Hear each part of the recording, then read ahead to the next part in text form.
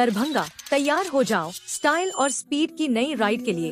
तेजस्वी Suzuki लाए full range mileage वाली scooty से लेकर परफॉर्मेंस बाइक तक, लुक्स जो बनाए स्टार और राइड जो करे दिल से प्यार। इजी EMI, इंस्टेंट डिलीवरी और बम्पर मॉनसून ऑफर्स सिर्फ तेजस्वी सुजुकी पर। आइए छोटी एकमी, सैदनगर, लहरियासराय, सुजुकी का असली स्टाइल सिर्फ तेजस्वी सुजुकी में। राजस्व कर्मचारियों के लंबित मांग पूरा नहीं किए जाने एवं नित नए असंवैधानिक फरमान जारी किए जाने के विरुद्ध राज्यव्यापी आह्वान पर राजस्व कर्मी ने किया धरना प्रदर्शन। बिहार राज्य भूमि सुधार कर्मचारी संघ संयुक्त संघर्ष मोर्चा के वाहन पर अपनी मांगों को लेकर शांतिपूर्ण धरना कार्यक्रम का आयोजन किया गया। धरना का नेतृत्व बिहार राज्य भूमि सुधार कर्मचारी संघ संयुक्त संघर्ष मोर्चा के जिला अध्यक्ष अमित कुमार, महासंघ गोपगुट के जिला अध्यक्ष विनोद भारती, जिला सचिव संतोष गुड्डू पासवान, जिलाध्यक्ष अनुसचिवीय कर्मचारी संघ गोपगुट सुरेश मंडल, जिला सचिव संतोष कुमार रमन, बिहार राज्य अराजपत्रित कर्मचारी संघ के जिला मंत्री फूल कुमार जाकर, हिमांशु कुमार, राहुल कुमार, खुशबू कुमारी, मुकेश कुमार आदि कर रहे थे। ये धरना राज्य सरकार के दमनकारी नीति तथा राजस्व विभाग के द्वारा अपने ही निर्णय को कार्यान्वयन नहीं करने के कारण सभी राजस्व कर्मचारी क्षुब्ध होकर कार्य को बंद करते हुए धरना पर बैठ गए हैं। बिहार सरकार इन्हीं राजस्व कर्मचारियों और अंचल अधिकारियों के बलबूते चमकाती है। इस संबंध में धरना स्थल पर उपस्थित दरभंगा जिला के राजस्व कर्मचारियों के सचिव नीतीश कुमार ने जानकारी देते हुए बताया कि राजस्व कर्मचारियों के 17 सूत्री मांगों को मान ली गई किंतु कार्यान्वयन नहीं किया गया। हमारी मुख्य लंबित और वर्तमान मांगें निम्नवत है। 1. विभाग द्वारा वर्ष 2025 में बिहार राज्य भूमि सुधार कर्मचारी संघ संयुक्त संघर्ष मोर्चा के साथ किए गए समझौता को लागू किया जाए। 2. राजस्व कर्मचारियों का ग्रेड पे 1900 लेवल 2 के स्थान पर ग्रेड पे 2800 लेवल -5 किया जाए। अब हमारी योग्यता स्नातक कर दिया गया, अंतः ग्रेड पे 4200 होना चाहिए। 3. सभी नवनियुक्त राजस्व कर्मचारियों को गृह जिला में पदस्थापन जल्द किया जाए। विभाग के तत्कालीन मंत्री श्री रामसूरत राय के द्वारा गलती हो चुकी है जिसकी सजा शून्य कर्मचारी भोग रहे हैं। विभाग पर्दा डालने की कोशिश कर रहा है। 4. बिहार सरकार नियमावली 2010 में स्पष्ट वर्णित है कि 10 वर्षों की सेवा पूरी कर चुके राजस्व कर्मचारी को वरीयता के आधार पर प्रोन्नति पदोन्नति देने का प्रावधान है, परंतु आज 15 वर्ष से भी ज्यादा अवधि पार कर चुके कर्मी को प्रोन्नति नहीं दिया गया, जो खेद का विषय है। 5. ACP MACP का लाभ समय पूरा हो जाने के 0.5 साल बाद तक भी कर्मी को नहीं मिल पाया है, वहीं सेवा संपुष्टि करने में अधिकारी रुचि नहीं दिखाते हैं। 0.3 वर्ष से अधिक समय व्यतीत हो जाने के बाद भी आज तक अकारण संपुष्टि नहीं की गई। 6. एक राजस्व कर्मचारियों को कई हल्का पंचायत का प्रभार आवंटित कर बोझिल कर दिया गया है और मानसिक रूप से बीमार बना दिया गया है, जिसकी वजह से स्वास्थ्य संबंधी समस्या उत्पन्न होना प्रारंभ हो गया है और पारिवारिक दायित्वों का निर्वहन भी नहीं हो रहा है। 1. विभाग द्वारा राजस्व कर्मी को लैपटॉप के अलावे कार्य निष्पादन हेतु कोई सुविधा नहीं दी गई है। विभागीय कार्य ऑनलाइन है पर इंटरनेट की सुविधा नहीं है। निजी मोबाइल से आधार सीडिंग, FR, कृषि कार्य करवाए जाते हैं। राजस्व कर्मचारियों को बैठने के लिए अपना कार्यालय तक नहीं है, कहीं सामुदायिक भवन तो कहीं पंचायत भवन तो कहीं पंचायत सरकार भवन तो कहीं अन्य सरकारी भवन में अपना ठिकाना ढूंढना पड़ता है। सरकारी कार्य के लिए कोई टेबल, लाइट, पंखा, कागज, प्रिंटर तक विभाग उपलब्ध नहीं कराती है। 8. रविवार या अन्य राजपत्रित अवकाश में राज्यपाल के आदेश के विरुद्ध कार्य लेना एवं स्वयंभू बनकर कार्यालय समय सुबह 7-8 से रात्रि 9 बजे करना। 9. राजस्व कर्मधारी का पदनाम परिवर्तित करते हुए सहायक राजस्व पदाधिकारी करने का भी निर्णय अपर मुख्य सचिव श्री दीपक कुमार सिंह द्वारा लिया गया था, जो अभी भी लागू नहीं किया गया है। धरना स्थल पर उपस्थित राजस्व कर्मचारी संघ के नेताओं ने एक स्वर से कहा कि विभाग द्वारा विगत 8 माह बीत जाने के उपरांत भी हमारी मांगों के प्रति कोई गंभीरता नहीं है। फलतः सभी राजस्व कर्मचारी संघ के बैनर तले अब बाध्य होकर चरणबद्ध आंदोलन करेंगे, जो निम्न प्रकार है। 4. दिनांक 3 फरवरी 2026 को पूरे बिहार में काला बिल्ला लगाकर कार्य किया गया। 5. दिनांक 5 फरवरी 2026 को पूरे बिहार के सभी जिला मुख्यालय पर 1 दिवसीय धरना दिया जाएगा। 6. दिनांक 9 फरवरी 2026 को गर्दनी बाग, पटना में 1 दिवसीय धरना दिया जाएगा।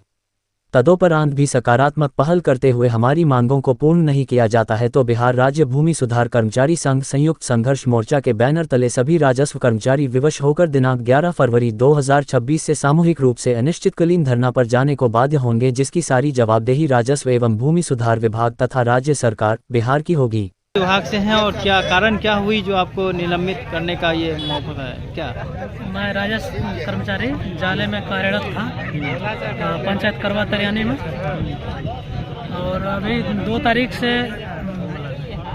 FIR का कार्य प्रारंभ हुआ, तो हम 2 तारीख को 6 FIR किए थे घूम घूम के करना पड़ता है। ना मिसमैच होने के कारण कई लोग का नहीं हो पा रहा था। फिर बहुत दिन भर घूमे तो किसी तरह छः हो पाया, क्योंकि मोस्टली जो है कर चुके हम लोग FR, और कुछ जो बचा हुआ उसमें मृत है और बहुत लोग बाहर है प्रदेश से। उसमें हम लोग OTP मंगवा के उसका प्रयास करते करने का, जिसका आधार से लिंक है, जिसका लिंक है उसका नहीं हो पाता। तो जो छूटा हुआ वो मृत है या तो बाहर है, जो यहाँ है प्रेजेंट वो सब का हम लोग कर चुके हैं अपना पंचायत में। ठीक है, तो 3 तारीख को हम लोग 11 किए हैं, डोर टू डोर जाके हर जगह घूम घूम के कर रहे थे, क्योंकि एक जगह बैठने पर कोई किसान नहीं आ पाता है, इसलिए हमको घर घर जाके करना पड़ता है। ठीक है, उसमें बहुत ऐसा जमाबंदी है जिसमें खाता खसरा चढ़ा नहीं है, जिसके कारण बहुत सारा लोगों को नहीं हो पाता वो। तो इसी तरह से इसीलिए 11 किए हैं 3 तारीख को। और अगला दिन मुझे पता चला कि मेरा सस्पेंशन हो गया, और इसका सूचना मुझे पता नहीं चला। और जब मैं कल देखा व्हाट्सएप पर तो मुझे देखे हम कि मेरा निलंबन हो गया है। किसने कर दिया? आपने सूचना दी? मुझे कोई सूचना नहीं मिला इसका। वो किस पदाधिकारी के द्वारा किया गया आपको? तो लेटर में तो लिखा हुआ है कि तो सरकार की जो दमनकारी नीति है वह दमनकारी नीति पर और कर्मचारी के ऊपर जो ये लोग अत्याचार करते हैं, जुल्म करते हैं, भर दिन छुट्टी में रात दिन काम कराते हैं, जबकि आप छुट्टी के बाद समय के बाद उसको काम नहीं कराना चाहिए। कर्मचारी हमारा जो जितना है वह काम करते बेदम है। तब भी सरकार का जो विजय सिन्हा जो यहाँ का राजस्व मंत्री है वह हमारे कर्मचारी पर दबंगता ऊपर व्यवहार करता है। सीओ पर दबंगता किए तो सभी सीओ अभी पूरा बिहार के सीओ से हड़ताल पर है। अभी हमारी कर्मचारी को बिना कारण बस डाले के हमारे कर्मचारी को ये सस्पेंड कर दिया है, बिना नोटिस किए, बिना सूचना दिए हुए। कब कर दिया? कल कर दिया है। अच्छा, हाँ, तो इसी सब के खिलाफ भी हम लोग आज पूरा दरभंगा जिला का जितना कर्मचारी संघ है उसके खिलाफ में हम लोग अभी धरना दिए हैं, प्रदर्शन करेंगे। और फिर हम 9 तारीख को जो है राज्य में मुख्यमंत्री के सामने हम अपनी मांग को प्रदर्शन रखेंगे। मतलब ये मुख्य जो शर्तें हैं वो क्या है आप लोगों का? जो क्या मतलब देखिए, हमारे पास जो सरकार के साथ मुख्य सचिव के साथ जो समझौता हुआ है वो समझौता का एक भी बिंदु अभी तक लागू नहीं हुआ। जो हमारे साथ जो समझौता हुआ सरकार के साथ उसका एक भी, उसी समझौता को लागू कराने के लिए कर्मचारी पर जो दमनता नीति उसको कम करने के लिए हम लोग हम जो मुख्य रूप से यह धरना पर बैठे हुए हैं। किनके समक्ष, किनके अध्यक्षता में हो रही है अध्यक्षता? अभी हम कर्मचारी सबके सचिव हम हैं पूरा दरभंगा जिला का। क्या नाम हुआ आपका? भोला यादव। क्या है आप? सचिव है, जिला सचिव है। धरना पे आज बैठे हुए हैं, कारण क्या है आप लोग जो बैठे हुए हैं? इसका कारण है कि पिछले बार जब हम लोग हड़ताल पे गए थे उस समय हमारी विभाग से हमारे जो नेतृत्व करता हैं उन लोगों की वार्ता हुई थी। उस मांगों को भी अभी तक उस पर कोई विचार विमर्श नहीं किया गया, ना कोई अनुपालन किया गया, ना हम लोगों को कोई सूचित किया गया कि मतलब कब तक ये किया जाएगा। और अभी वर्तमान में कल हमारे एक राजस्व कर्मचारी हैं जाले अंचल कार्यालय के जय सिंह कुमार, उनको बिना कोई स्पष्टीकरण पूछे हुए निलंबित कर दिया गया। तो निलंबन का ये प्रक्रिया है कि पहले आप उनको स्पष्टीकरण पूछें, वो अपना कारण परीक्षा जो भी है अपना पक्ष रखेंगे, उसके बाद कोई कार्रवाई की जाती है। उनको बिना कुछ कारण, बिना कोई स्पष्टीकरण के निलंबित कर दिया गया। हम लोगों का प्रमुख मांग यही है सबसे पहले कि जब तक इनका निलंबन वापस नहीं लिया जाता है जब तक हम लोग काम पे वापस नहीं लौटेंगे। तो क्या मुख्य मतलब क्या लग रहा है कि आप लोग का धरना पर बैठने का मुख्य कारण क्या, जो ऐसा स्थिति आना पड़ा है, क्या है? मतलब वर्तमान में तो हम लोगों का 1 दिवसीय धरना था, लेकिन हमारे जो साथी हैं उनको इस तरीके से निलंबन किए जाने के संबंध में अगर जब तक वो वापस नहीं लेते हैं उनका निलंबन, तब तक हम लोग धरना प्रदर्शन पर बैठे रहेंगे। तो आप लोग जैसे धरना पर बैठे हैं तो क्या जनता का कितना काम माने उससे बाधित होगी? काम तो बाधित होगी पूरी तरीके से, क्योंकि हमारे सीओ और आरओ साहब भी वर्तमान में स्ट्राइक पे हैं।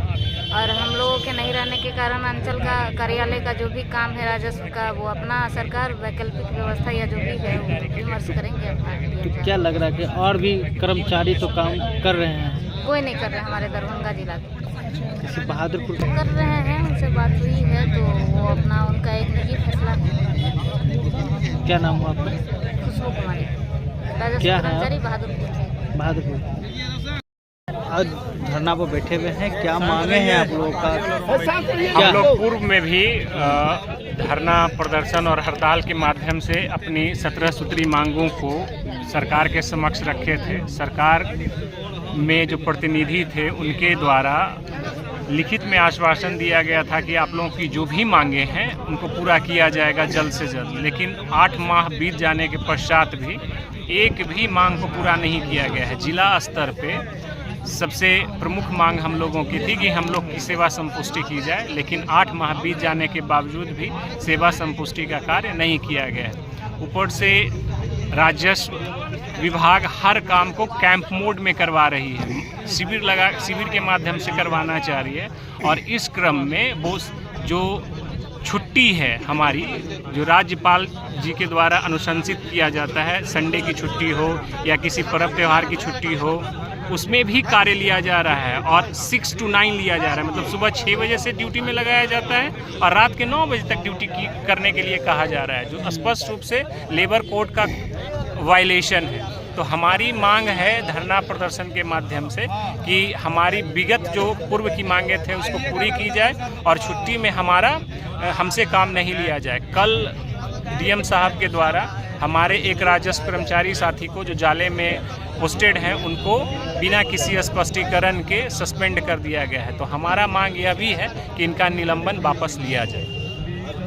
मुख्य जो मुद्दे हैं वो क्या आप लोगों का लगा? पूर्व में हमारी मुख्य और वर्तमान में भी हमारी मुख्य मांग ये रही है कि हम सभी बिहार के राजस्व कर्मचारी बिहार के सुदूर कोनों से आते हैं और एक कोने से उठाकर दूसरे कोने में दे दिया गया, यानी उनका जो जहां पोस्टेड जिस ज़िले में है और उनका जो गृह जिला है वहां से किसी की दूरी 300 किलोमीटर, किसी की 400 किलोमीटर है। तो हम लोग चाह रहे हैं कि या गृह जिला में हम लोग का पदस्थापन हो, अगर नहीं हो पा रहा है तो अगल बगल के जिलों में पदस्थापन हो। तो इस संबंध में पूर्व के जो मंत्री जी थे और जो अपर मुख्य सचिव दीपक सर थे उनके द्वारा यह आश्वासन दिया गया था और लिखित में आश्वासन दिया गया था कि हम लोग आपको अगल बगल गृह जिले के अगल बगल के जिलों में पदस्थापित कर देंगे। हमारी एक मुख्य मांग और थी कि हम लोग का जो पे स्केल है लेवल 2 है और हम लोग से बहुत सारे कामों को लिया जाता है, मुख्य कामों को लिया जाता है, इसलिए हम लोग अपना लेवल बढ़ाने की मांग कर रहे थे, वेतन बढ़ाने की मांग कर रहे थे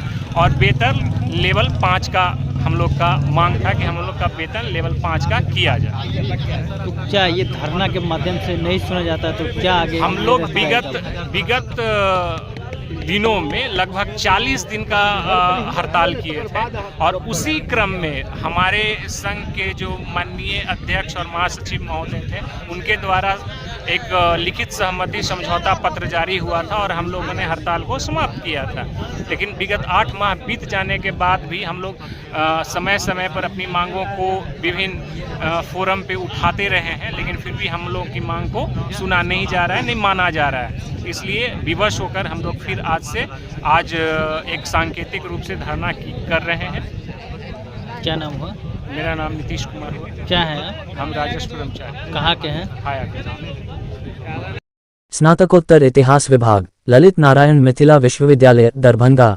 आज स्नातकोत्तर इतिहास विभाग, ललित नारायण मिथिला विश्वविद्यालय दरभंगा में विभागाध्यक्ष डॉक्टर अनिल कुमार चौधरी की अध्यक्षता में मध्यकालीन भारतीय इतिहास में सर जदुनाथ सरकार का योगदान विषय पर एक दिवसीय सेमिनार का आयोजन किया गया।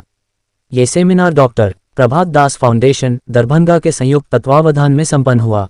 इस सेमिनार के मुख्य वक्ता के रूप में प्रोफेसर अमरेंद्र ठाकुर, विभागाध्यक्ष इतिहास विभाग, नॉर्थ ईस्टर्न हिल यूनिवर्सिटी शिलोंग उपस्थित रहे। कार्यक्रम का विषय प्रवेश प्रोफेसर नैयर आजम ने किया। उन्होंने सर जदुनाथ सरकार के ऐतिहासिक योगदानों पर विस्तार से प्रकाश डालते हुए मुगल इंडिया, औरंगजेब एवं शिवाजी से संबंधित उनके शोध कार्यों और पुस्तकों की गहन चर्चा की। मुख्य वक्ता प्रोफेसर अमरेंद्र ठाकुर ने अपने कीनोट संबोधन में सर जदुनाथ सरकार के जीवन परिचय एवं आरंभिक जीवन पर रोचक ढंग से प्रकाश डाला। उन्होंने अपने व्याख्यान को 3 भागों में विभाजित किया। जादूनाथ सरकार की प्रमुख पुस्तकों की चर्चा। 19वीं सदी में अंग्रेजों द्वारा लिखे गए इतिहास की प्रवृत्तियां। आधुनिक भारतीय इतिहास लेखन में जादूनाथ सरकार की भूमिका। उन्होंने बताया कि औपनिवेशिक काल में एक ओर सामान्य इतिहास तथा दूसरी ओर आदिवासी समाज का इतिहास एथनोग्राफी लिखा जा रहा था, किंतु भारत को सही रूप में समझने का प्रयास नहीं हुआ। उन्होंने मैकॉले के कथनों का उल्लेख करते हुए बताया कि किस प्रकार भारतीय इतिहास को हीन दृष्टि से देखा गया। ऐसे समय में सर जादूनाथ सरकार ने इतिहास लेखन की एक नई वैज्ञानिक और आलोचनात्मक परंपरा की शुरुआत की। उन्होंने साम्राज्यवादी इतिहासकारों के प्रत्युत्तर में राष्ट्रवादी दृष्टिकोण से ऐतिहासिक लेखन पर बल दिया। प्रो ठाकुर ने छात्रों के लिए अच्छी शिक्षा की परिभाषा बताते हुए कहा कि प्रत्येक विद्यार्थी को कम से कम 2 भाषाओं का ज्ञान होना चाहिए। उन्होंने बताया कि जादूनाथ सरकार 3-4 भाषाओं में दक्ष थे तथा उन्होंने फारसी स्रोतों का व्यापक प्रयोग किया। उनके इतिहास लेखन के 3 प्रमुख आयाम रहे। ब्रिटिश दृष्टिकोण का प्रतिवाद, काउंटर द ब्रिटिश, मूल दस्तावेजों एवं पांडुलिपियों का प्रयोग, इतिहास को कथा से निकालकर एक अनुशासित अकादमिक विषय के रूप में स्थापित करना। उन्होंने पीटर लैम्बर्ट की पुस्तक का संदर्भ देते हुए इतिहास को एक विषय के रूप में स्थापित करने की प्रक्रिया पर चर्चा की और कहा कि इतिहास लिखना ही नहीं बल्कि यह समझना जरूरी है कि इतिहास क्यों लिखा गया। अपने व्याख्यान में उन्होंने औरंगजेब एक नई दृष्टि पुस्तक की चर्चा करते हुए बताया कि औरंगजेब को देखने की एक नई दृष्टि जादूनाथ सरकार से प्रारंभ होती है। उन्होंने रैंकेनियन मॉडल का उल्लेख किया तथा बताया कि जादूनाथ सरकार औरंगजेब की नीतियों को हिंदू विरोधी मानते थे, किंतु बाद में सतीश चंद्र ने इस मत का खंडन किया और बताया कि औरंगजेब के प्रशासन में बड़ी संख्या में हिंदू अधिकारी थे। उन्होंने R.P. त्रिपाठी की कृतियों का उल्लेख करते हुए कहा कि राजपूतों का एक बड़ा वर्ग औरंगजेब के साथ था तथा जाट और सतनामी विद्रोह पुनर्तः धार्मिक विद्रोह नहीं थे। साथ ही यह भी बताया कि औरंगजेब ने वृंदावन में भूमि दान दी थी। मुख्य वक्ता ने जोर देकर कहा कि इतिहास में आलोचना क्रिटिसिज्म आवश्यक है और जादूनाथ सरकार ने सभी स्रोतों का मूल्यांकन कर वैज्ञानिक ढंग से इतिहास लेखन किया, जिससे आधुनिक इतिहास लेखन की नींव पड़ी। इसके पश्चात मुख्य वक्ता संजय सिन्हा ने छात्रों को संबोधित करते हुए टाइम मैनेजमेंट, फिजिकल फिटनेस एवं दृढ़ इच्छाशक्ति के महत्व पर प्रकाश डाला और सफलता के लिए आवश्यक सूत्र साझा किए। कार्यक्रम का अध्यक्षीय संबोधन विभागाध्यक्ष डॉक्टर अनिल कुमार चौधरी ने किया। उन्होंने प्रेरणादायी शब्दों में कहा कि यदि व्यक्ति साधना और निरंतर प्रयास करे तो वह असंभव को भी संभव बना सकता है। कार्यक्रम में प्रो नयर आजम, डॉक्टर अमीर अली खान, डॉक्टर अमिताभ कुमार, डॉक्टर ज्योति प्रभा, डॉक्टर मनीष कुमार, मुकेश झा सहित बड़ी संख्या में शोधार्थी एवं छात्र छात्राएं उपस्थित रहे। कार्यक्रम में डॉक्टर अमीर अली खान ने भी अपने विचार प्रस्तुत किए। मंच संचालन डॉक्टर ज्योति प्रभा द्वारा कुशलतापूर्वक किया गया। उपस्थित शोधार्थियों में अंशु जायसवाल, गौतम कुमार, प्रशांत कुमार, सिद्धार्थ कुमार, अनिल उरांव, प्रिया सिंह, राजा कुमार, मनीष कुमार, शुभांगी कुमारी, दिव्या कुमारी सहित अन्य छात्र छात्राएं शामिल थे। कार्यक्रम के अंत में धन्यवाद ज्ञापन मुकेश झा द्वारा किया गया। एक सेमिनार, राष्ट्रीय नेशनल सेमिनार का आयोजन किया जा रहा है, जिसमें उसका सब्जेक्ट है कि कंट्रीब्यूशन ऑफ जादूनाथ सरकार in Indian history, basically medieval history के बारे में उनका जो कंट्रीब्यूशन है, उनका जो जादूनाथ सरकार का जो योगदान है उस पर है। इसको पढ़ना चाहिए। जादूनाथ सरकार ने अपनी पुस्तक जो 5 वॉल्यूम में लिखे हैं औरंगजेब पर, और भी बहुत सारे पुस्तकें हैं उनके लिखे हुए, और वो ये विद्यार्थियों, यहाँ के जो छात्र छात्राएं हैं उनको फ़ायदा होगा उनको पढ़ करके। उसी पर सेमिनार है। ये कहाँ पे सेमिनार किया जा रहा है? ये इतिहास विभाग, ललित नारायण मिथिला विश्वविद्यालय। ये सेमिनार कितने दिनों का है? आज एक दिवस। कौन कौन से लोग भाग लिए हैं जी? इसमें कौन कौन से लोग भाग लिए हैं? ये एक शिलोंग विश्वविद्यालय के जो हिस्ट्री विभाग के हैं, नॉर्थ ईस्टर्न यूनिवर्सिटी के, वो मुख्य वक्ता हैं, और एक रिटायर्ड IAS जो हिस्टोरियन भी हैं वो भी हैं चीफ गेस्ट आज के, और अनिल कुमार चौधरी जो अध्यक्ष हैं, विभागाध्यक्ष, उनकी अध्यक्षता में एक सेमिनार। अपना परिचय दे दीजिए। Mukesh Kumar Jha, doctor Prabhat Das foundation. Just I will tell you, my lecture is divided into 3 parts, and we will have around 45 minutes. I will take time. 1 बजे तक हम लोग बात करेंगे। 1 बजे से 1:30 बजे तक, 1:20 तक आप लोगों को जो भी पूछना हो हिस्टोरियोग्राफी से रिलेटेड आप हमसे पूछ सकते हैं। मैं कोशिश करूंगा जवाब देने का। फिर संजय सिन्हा साहब का व्याख्यान होगा। 3 भाग में मैंने अपने व्याख्यान को बांटा है। First part is the general background in which Jadunath Sarkar wrote his books or did his researches and published them. क्योंकि जादूनाथ सरकार का पीरियड ट्रांजिशन का पीरियड है। 19th सेंचुरी खत्म हो रही है, 20th सेंचुरी शुरू हो रहा है, जिस समय यूनिवर्सिटी एजुकेशन इंडिया में डेवलप कर रहा है। And Indian intellectuals and Indian intelligentsia is still growing. भारतीयों में पढ़ने का जो इंटेलेक्चुअलिज्म होता है दैट वाज ग्रोइंग। दो first half of 19th century renaissance हो चुका है, राजा राम मोहन राय आ गए हैं, अंग्रेजी शिक्षा शुरू हो गई है, मैकॉले का सिद्धांत आ चुका है, लेकिन it took some time that Indians in good number were joining higher education. And Jagannath Sarkar was first generation among Indians who were able to grab English education and do research. तो जो वह background था, उस background को जब हम लोग देखते हैं तो दो चीजें थी। एक तो 19th सेंचुरी में अंग्रेजों ने इतिहास लिखना शुरू कर दिया था। जेम्स मिल हो, W. हंटर हो, V.A.S. स्मिथ हो, सारे लोग लिख रहे थे। They were writing about history of India. उसमें दरभंगा जिले से एक चौंकाने वाली खबर सामने आई है, जहां एक बाइक शोरूम की लापरवाही के कारण कस्म की बाइक चोरी हो जाने का गंभीर मामला उजागर हुआ है। ये घटना मब्बई थाना क्षेत्र स्थित KD हीरो शोरूम से जुड़ी हुई है, जिसने शोरूम की सुरक्षा व्यवस्था पर बड़ा सवाल खड़ा कर दिया है। माधोपट्टी निवासी रोहित कुमार ने बताया कि वे पिछले महीने 12 तारीख को अपनी स्प्लेंडर बाइक से जा रहे थे। इसी दौरान उनकी बाइक का एक्सीडेंट हो गया। दुर्घटना के बाद वे बाइक के इंश्योरेंस क्लेम एक्सीडेंटल कवरेज के लिए मब्बई स्थित KD हीरो शोरूम पहुंचे, जहां शोरूम प्रबंधन द्वारा उनकी बाइक जमा कर ली गई। लेकिन अगले ही दिन रोहित कुमार को यह कहकर चौंका दिया गया कि उनकी बाइक शोरूम में मौजूद नहीं है। इसके बाद शोरूम परिसर में काफ़ी खोजबीन की गई, साथ ही मब्बई थाना को भी मामले की सूचना दी गई, लेकिन बाइक का कोई सुराग नहीं मिल सका।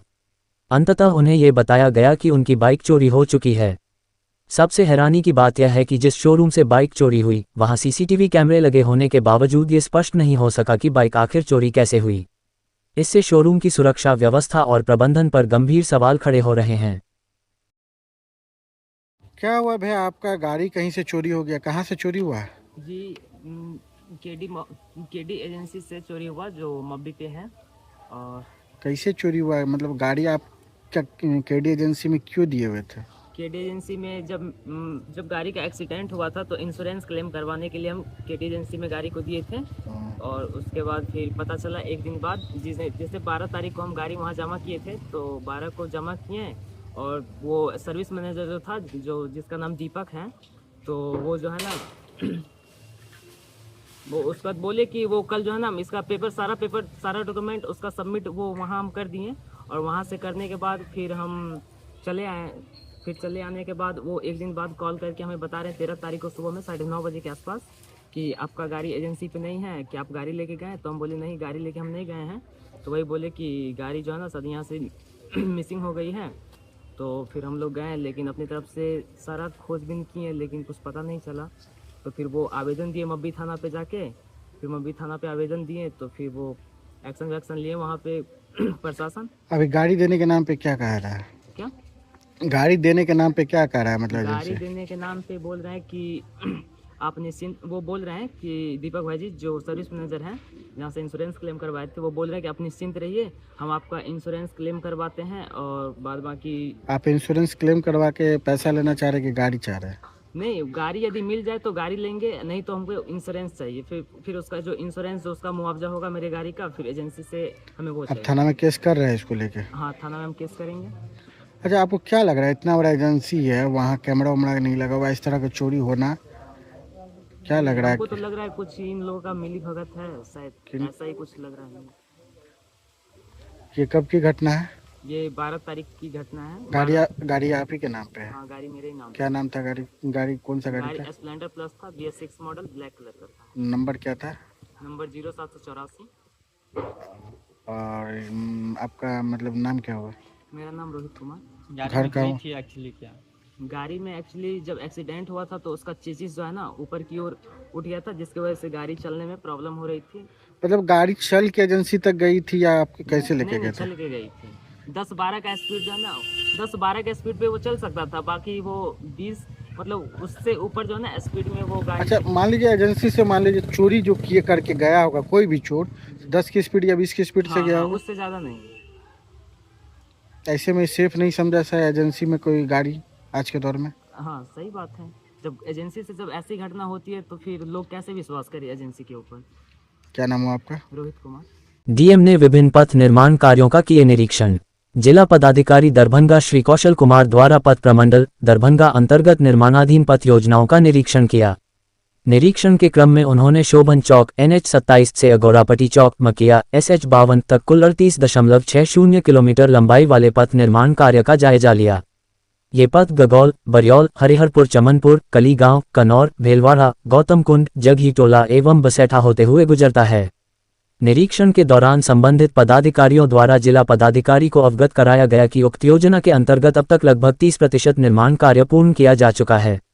जिला पदाधिकारी ने कार्य की प्रगति में जिलाने हेतु निर्देश देते हुए संवेदक को कहा कि आगामी बरसात के पूर्व पथ पर GSB ग्रेन्युलर सब बेस लेयर का कार्य अनिवार्य रूप से पूर्ण किया जाए ताकि मानसून के दौरान आवागमन में किसी प्रकार की असुविधा न हो। निरीक्षण के क्रम में ये भी बताया गया कि वर्तमान में पथ की चौड़ाई अभी 5.50 मीटर निर्धारित है।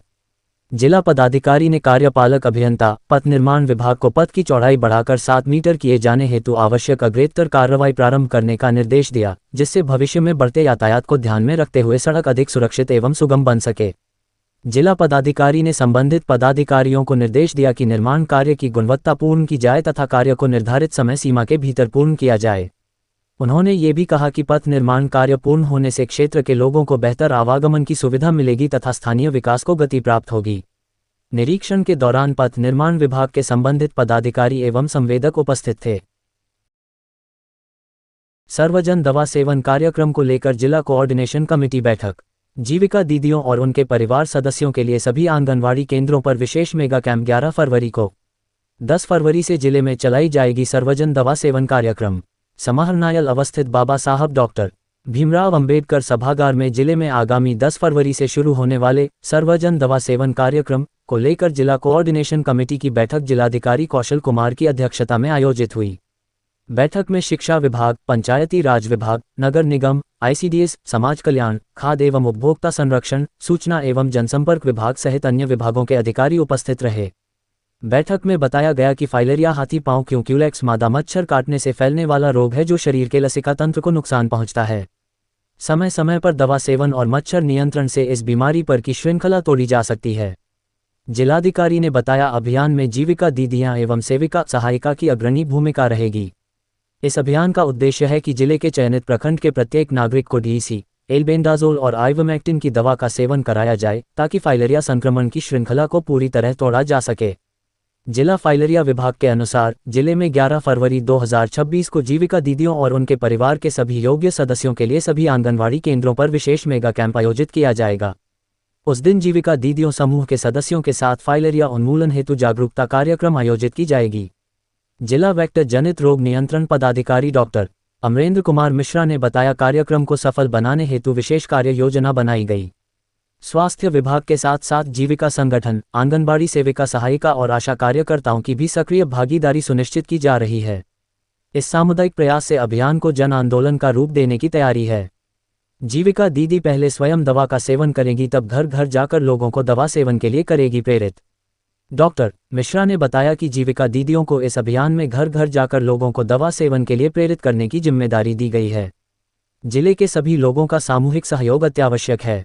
उन्होंने कहा जीविका दीदियां ग्रामीण समाज में अहम भूमिका में हैं।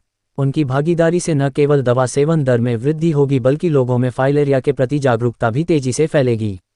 उन्होंने आगे कहा कि फाइलेरिया एक ऐसी बीमारी है जो लंबे समय तक शरीर में रहने पर स्थायी दिव्यांगता तक का कारण बन सकती है। इसलिए इससे बचाव का एकमात्र तरीका है कि हर व्यक्ति इस दवा का सेवन करे।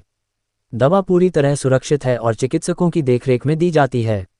मेगा कैंप की तैयारी की जा रही है जिसमें जीविका दीदी व परिवार के सभी सदस्यों दवा का सेवन करेगी। फाइलेरिया जैसी गंभीर बीमारी के उन्मूलन के लिए इस बार सरकार के साथ साथ समुदाय की शक्ति भी जुटाई जा रही है। प्रभावित क्षेत्रों में एमडीए की दवा निःशुल्क सरकार द्वारा साल में एक बार घर घर जाकर खिलाई जाती है। दवा हमेशा खाना खाने के बाद ही खिलाना है एवं एल्बेंडाजोल की गोली चलाकर खाना है। स्वास्थ्य कर्मी अपने सामने ही दवा सेवन कराना सुनिश्चित करेंगे। किसी प्रकार की परेशानी की अवस्था में नज़दीकी स्वास्थ्य केंद्र से संपर्क करेंगे। हर साल फाइलेरिया प्रभावित क्षेत्र में एमडीए कार्यक्रम के तहत फलेरिया की रोकथाम की जाती है। फाइलेरिया मादा क्यूलेक्स मच्छर के काटने से फैलता है। आज इस कार्यक्रम को व्यापक प्रचार प्रसार करने के लिए जिलाधिकारी की ने जिसका लोक में आज सूचना एवं जनसंपर्क कार्यालय से डीएम रहना के फेसबुक के माध्यम से भी सारी जानकारी अवगत कराई गई। बैठक में बताया गया कि 2 साल से कम उम्र के बच्चों, गर्भवती महिलाओं और गंभीर रोग से पीड़ित व्यक्तियों को ये दवा नहीं खाना है। तारांकन जिला संचारी रोग नियंत्रण पदाधिकारी डॉक्टर अमरेंद्र कुमार मिश्रा, जिला प्रोग्राम पदाधिकारी ICDS चांदनी सिंह, जिला प्रोग्राम पदाधिकारी श्री प्रभात कुमार राजू, जिला सामुदायिक उत्प्रेरक श्री रवि कुमार, VDCO मनीष कुमार, बबन प्रसाद, आशुतोष कुमार, पिरामल फाउंडेशन से जिला प्रबंधक doctor Prashant Kumar Jha, programme leader Chandresh Kumar कर्ण, चंदन कुमार जी संबंधित अधिकारी, सभी स्वास्थ्य विभाग के अधिकारी सहित अन्य विभागों के कर्मी उपस्थित रहे। वरीय पुलिस अधीक्षक कार्यालय दरभंगा में जनसुनवाई का आयोजन किया गया। वरीय पुलिस अधीक्षक दरभंगा द्वारा अपने कार्यालय कक्ष में शिकायतकर्ताओं की समस्याएं को ध्यानपूर्वक सुनी गई एवं संबंधित पदाधिकारियों को त्वरित समाधान सुनिश्चित करने हेतु निर्देश दिए गए। जनसुनवाई के क्रम में अनुमंडल पुलिस पदाधिकारी बेनीपुर 01, अनुमंडल पुलिस पदाधिकारी सदर 1 जोड़ हायाघाट थाना 01, CO जोड़ बहादुरपुर थाना 01, को जोड़ सिमरी थाना 01, साइबर थाना 01 एवं महिला थाना 01 कुल 06 फरियादियों की समस्या सुनी गई। वरीय पुलिस अधीक्षक ने संबंधित पदाधिकारियों को प्रत्येक शिकायत का समाधान वैधानिक प्रक्रिया के तहत 7 दिनों के अंदर करने का निर्देश दिया गया। पिछली जनसुनवाई में प्राप्त शिकायतों की प्रगति की समीक्षा की और संबंधित पदाधिकारी को समयबद्ध कार्रवाई का पालन करने का हिदायत दी गई। जनसुनवाई का मुख्य उद्देश्य आमजन की समस्याओं का शीघ्र समाधान करना है। ये प्रक्रिया नागरिकों की समस्याओं को सुलझाने के लिए नियमित रूप से जारी रहेगी। शोभन अकमी घाट पथ सहित विभिन्न पथ निर्माण कार्यों का जिलाधिकारी ने किया निरीक्षण। जिला पदाधिकारी दरभंगा श्री कौशल कुमार ने पथ प्रमंडल दरभंगा अंतर्गत चल रहे महत्वपूर्ण पथ निर्माण कार्यों का आज स्थलीय निरीक्षण किया। निरीक्षण के क्रम में जिलाधिकारी ने एम्स दरभंगा 4 लेन पहुंच पथ के निर्माण कार्य तथा शोभन अकमी घाट पथ कुल लंबाई लगभग 10 किलोमीटर के चौड़ीकरण एवं मजबूतीकरण कार्य की प्रगति की विस्तृत समीक्षा की। निरीक्षण के दौरान जिलाधिकारी ने संबंधित अभियंताओं को निर्देश दिया कि पथ पर अवस्थित सभी पुल एवं पुलियों के निर्माण कार्य को शीघ्र प्रारंभ करना सुनिश्चित करें ताकि आवागमन में किसी प्रकार की बाधा उत्पन्न नहीं हो। उन्होंने ये भी कहा कि निर्माण कार्य में गुणवत्तापूर्ण किया जाए तथा निर्धारित मानकों के अनुरूप कार्य को समयबद्ध ढंग से पूर्ण किया जाए। जिलाधिकारी ने पथ निर्माण कार्य को प्रारंभ कर तीव्र गति से करने का निर्देश दिया। ये पथ आमजन के आवागमन की दृष्टि से अत्यंत महत्वपूर्ण है। कार्य में अनावश्यक विलंब होने पर संबंधित एजेंसी के विरुद्ध विधि सम्मत कार्रवाई की जाएगी। निरीक्षण के दौरान विभागीय पदाधिकारी एवं संबंधित अभियंता उपस्थित थे। जिलाधिकारी ने स्पष्ट कहा कि जिला प्रशासन विकास कार्यों के प्रति गंभीर है और जनहित से जुड़े सभी परियोजनाओं की नियमित निगरानी की जाएगी। Public welfare English school Urdu बाजार दरभंगा के प्रांगण में विश्व कैंसर दिवस पर दिया गया जागरूकता का संदेश। छात्र छात्राओं को कैंसर जागरूकता का पाठ, रोकथाम एवं उपचार की दी गई जानकारी। दरभंगा विश्व कैंसर दिवस सप्ताह के अवसर पर गुरुवार को दरभंगा शहर के public welfare English school Urdu बाजार दरभंगा में एक बेहद संवेदनशील एवं सराहनीय पहल देखने को मिली, जहां स्कूली बच्चों ने अपने अभिभावकों के नाम भावुक पत्र लिखकर उन्हें कैंसर के खतरों के प्रति आगाह किया। बिहार राज्य सरकार के निर्देशानुसार आयोजित इस कार्यक्रम में स्वास्थ्य विभाग द्वारा संयुक्त रूप से कैंसर जैसी गंभीर बीमारी के खिलाफ जनजागरूकता का बिगुल फूंका गया। होमी भाभा कैंसर हॉस्पिटल की डॉक्टर अनुराधा कुमारी जी के मार्गदर्शन में आयोजित इस 1 दिवसीय जागरूकता कार्यक्रम का मुख्य आकर्षण नशापान से होने वाले शारीरिक एवं आर्थिक नुकसान पर विस्तृत चर्चा रही। उन्होंने बच्चों को समझाया कि किस प्रकार नशा एक स्वस्थ और खुशहाल परिवार को बर्बादी की ओर ले जा सकता है। जागरूकता सत्र के दौरान बाहर से आए विशेषज्ञों ने बच्चों को कैंसर की बारीकियों से अवगत कराया। वहीं कार्यक्रम को संबोधित करते हुए जिला तकनीकी अधिकारी डॉक्टर सद्दाम अंसारी जी ने बदलती जीवन शैली पर चिंता व्यक्त की।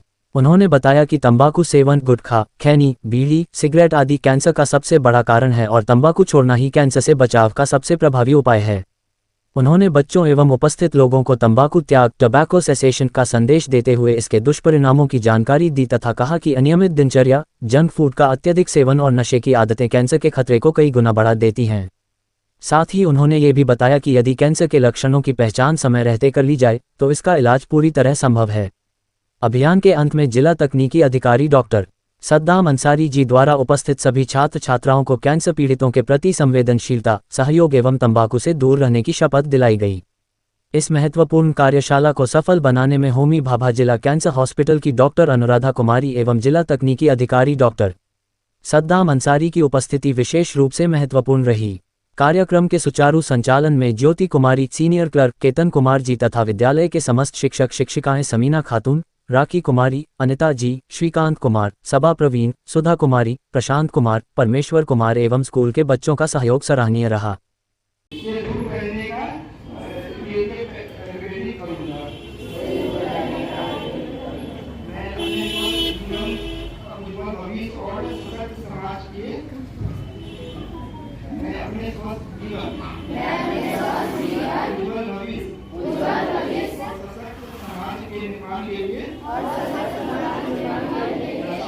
जीवन जीने का पूरा प्रयास करूंगा। मैं यह शपथ पूरी निष्ठा, ईमानदारी और जिम्मेदारी के साथ